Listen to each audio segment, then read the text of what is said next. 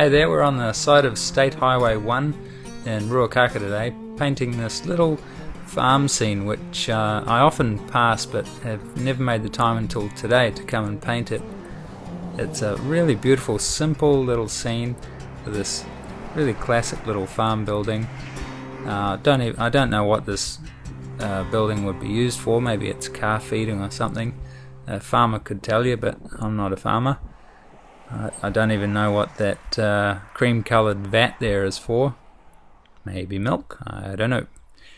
But I love the structure of this little building, and you know, you've got the counterpoint of that nice round tree in the background and the strong upright of the telephone pole there. So there's a lot going for the scene, but unfortunately the lighting today isn't one of the things that's going for this scene. It's very overcast, and for a structural subject like this, it's not giving us nice strong shadows or cast shadows. So I thought what I would do, instead of trying to push the color and invent the color like I normally would, just to keep it simple and stick with a black and white painting today, just a value study or a tonal study. So to do that, I've just mixed a palette of ultramarine blue and burnt sienna. I was going to use cadmium orange to add a little bit of color interest, but in the end I didn't bother doing that. All I did do was add a little more burnt sienna as I got lighter, and that means that my darks are going to be cool with more blue and my lights are going to be warmer with more brown in them. The value range that I did mix was 5 values from nearly black to nearly white, and I purposely left the black and the white completely off my palette until I got to the very end of the painting, because it's really easy to overdo the dark and light accents. What I really try hard to do when I'm painting these value studies is to keep the values separate. So, you know, not to mix the in-between values on the painting. And I think what it does is ends up with a much stronger painting in the end, a much more simplified value structure and a stronger statement of what you're looking at. What it also does is unifies the elements in your painting. So for instance, the grass and the sunlit side of the shed there, I thought the grass looked a tiny bit darker in value, but to simplify it, I made them the same value. And the same with the light color in the dark tree in the background and the dark side of the shed. They were a little bit different, but because they're so close and I wanted to simplify my value scheme, I made them the same value.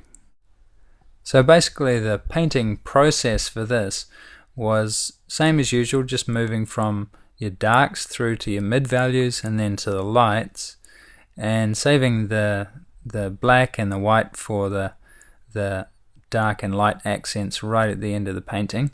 But what I was also trying to do was group my values together. So that would be saying, okay, if I'm using a mid value here, like in the shadow side of the shed, where else close to that can I use that same value? And in that instance, it's in the shadow of the wall in front of the shed there on the right hand side. So as I said, I think that helps to unify the painting, and it also makes the painting process a lot faster because you're using the same value that you've got on your brush in all the areas that you can, and then moving on to the next value. I think the most fun part of the whole painting for me was right at the end, or I'd even finished it, but I just felt like it needed something else, so I just threw those chickens in the front there. There weren't any actual chickens here, but threw them in with a couple of little brush strokes, and they seemed to work really well. And yeah, it just finished off the painting, so I was quite happy with that.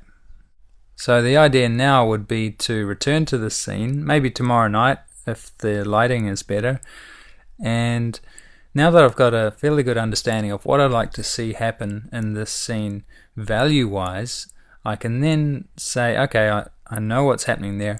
Now I can move on and pay more attention to the color and look at this afresh in terms of color. So it'll be interesting to see what happens in the next painting and see if this value study has really helped to clarify the colors in the painting. I do feel like I've learnt a lot more by just doing this value study than if I'd been a little bit more confused by throwing color into the equation as well. So I really recommend you doing this in your next painting as a study, as an exercise in seeing value. Okay, that's all for today. I'll see you in the next one. Don't forget there's more painting adventures at livepaintinglessons.com.